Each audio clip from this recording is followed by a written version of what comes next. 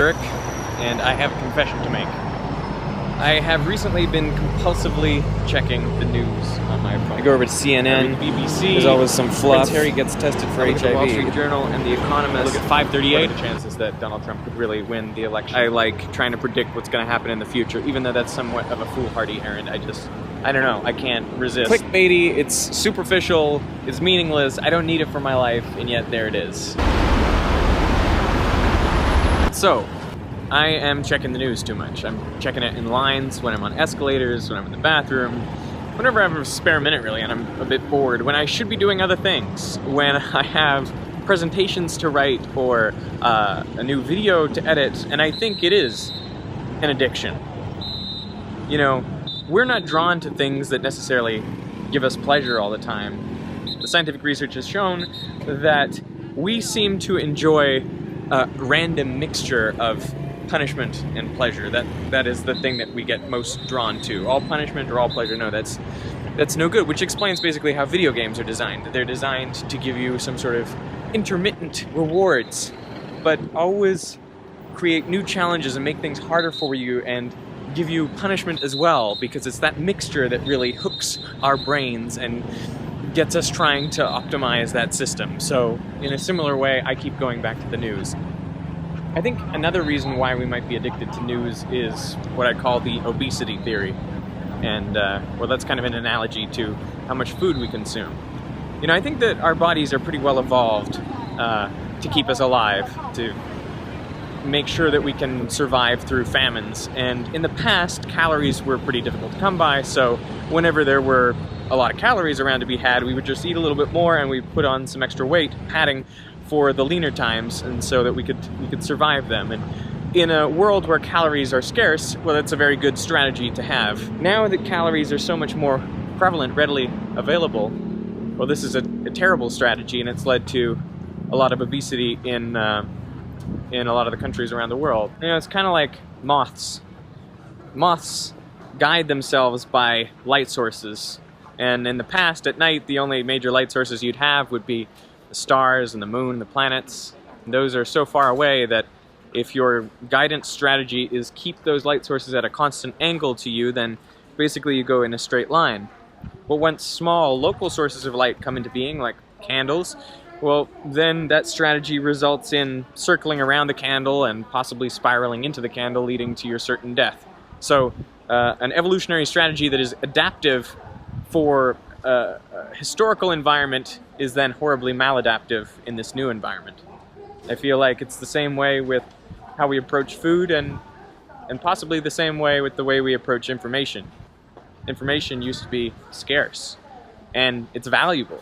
Knowledge is power. Who wouldn't want more power? So when information's on offer, I think our brains kind of want it. We take it as much as we can get it. Now it's kind of a maladaptive strategy because a lot of that information is useless to our lives. It really adds nothing, and yet we feel drawn to it. Wasservogel. Did I pronounce that right? Wasservogel. Pretty sure I'm doing it wrong. Then there's another idea about why we need so much news, and it sort of dovetails off this concept called cognitive surplus. This is kind of the next phase in a movement that's been underway since the agricultural revolution, freeing up people's time so that, you know, from the hunter-gatherer days, we would spend all our time just maintaining our bodies and finding food for ourselves, really taking care of immediate survival needs. And gradually, over time, we've become less and less involved. We need fewer and fewer hours to ensure that we can survive.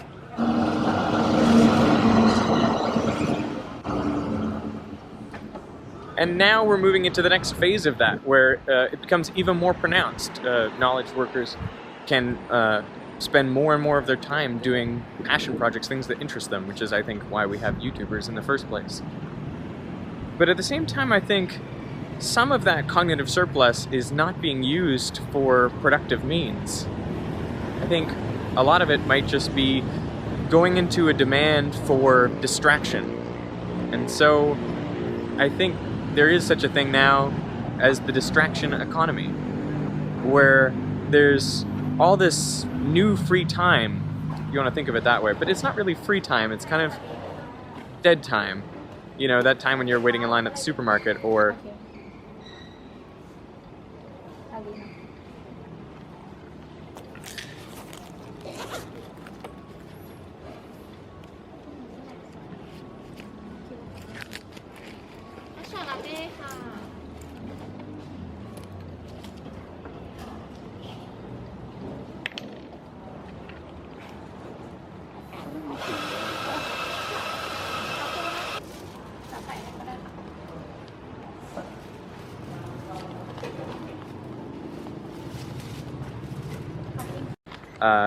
you know, where you're waiting to board a plane, or you're on the bus, or whatever. It's this extra time that we have, which we can now fill with stuff. And we like feeling productive.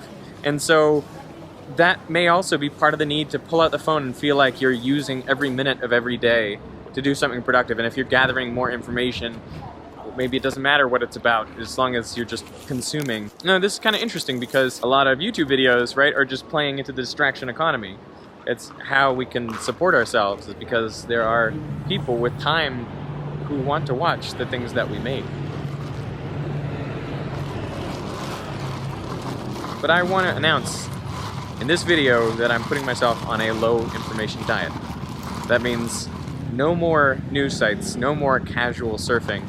And instead, if I find myself with some dead time, I'm either going to use it to let my mind wander and think over the things I've been contemplating, or I'm going to use it to do something productive, work on the projects that actually need my attention. And I kind of would recommend that you do the same. Try it out, just for a little bit. See how it goes to put yourself on a low information diet. You know, there's some real advocates of low information diet, people like Tim Ferriss, who wrote the 4-Hour Workweek. And he recommends that, you know, if you really want to know what's happening in the world, if you want to find out some news, then go and talk to someone and just let them tell you, because then at least you're having a social interaction, right? Maybe talk to a stranger. That's what he would recommend. CGP Grey is another big proponent of the low information diet, and I gotta say, I kind of agree with him, even though I find it very difficult to execute. And then there are people like Brady Heron who would argue that actually a low information diet is a bad thing, and that you should be taking part in what's happening in the world. You should be aware of everything that's going on, because that is part of being a good citizen of this planet, is being aware of what's happening, the experiences of your fellow human beings. But I think I would disagree with him on that. I think it's really important, you know, what's happening in your local circle, but beyond that, maybe there's very little you can do, and maybe you're just kind of deluding yourself to think that being aware of those things is actually a benefit to anyone. So what happens if we all go on low information diets? I do think that we become more productive, because, you know, you're going to use your hours for things that matter. And even if you don't do something that you actually need to get done with that time, I think letting your mind rest is valuable. I think that our brains are designed to spend some of their time just wandering, not tied to any particular idea. And in those moments, I think the things that maybe are deeper in your subconscious may kind of bubble up, and you may have some realizations. It's kind of like when I was in college and I'd be doing exams. If I got stuck on a question or two, I'd often go to the bathroom in the middle of the exam. It was not as a crazy strategy or anything, but I often just found that I had to. And it was frequently when I was in the bathroom that the solution hit me, just kind of bubbled up from somewhere. Like I'd been thinking so hard about it, it blocked me from really seeing the answer.